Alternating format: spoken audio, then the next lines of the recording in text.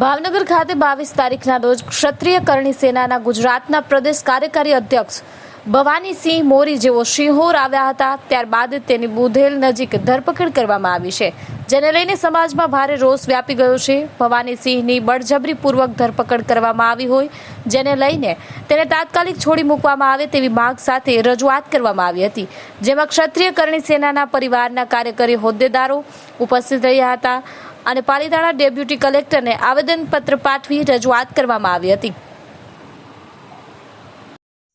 તમારું નામ? મારું નામ પરમાર નીતિન રંજીતભાઈ છે।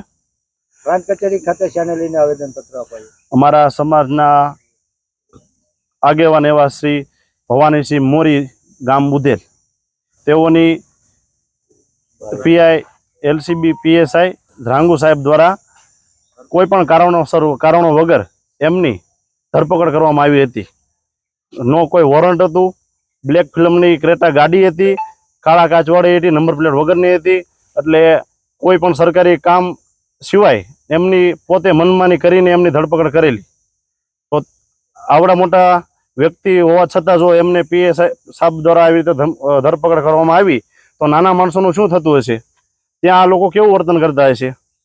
તો અમારું એવું જ કહેવું છે કે આવી રીતે કોઈ પણ વ્યક્તિની ધરપકડ કરવામાં ના આવે અને ભવાનીસિંહ મોરીની જે ધરપકડ થઈ છે તેની પાછળનું કાયદેસર કાર્યવાહી કરવામાં આવે કે તેમને કેવી રીતે શું કામે તેમની ધરપકડ કરવામાં આવી હતી। આની પાછળ કોઈ મોટું રાજકારણ હોય તેવી અમને શંકા લાગે છે, તો આમની પાછળ યોગ્ય કાર્યવાહી કરવા અમારી માંગ છે।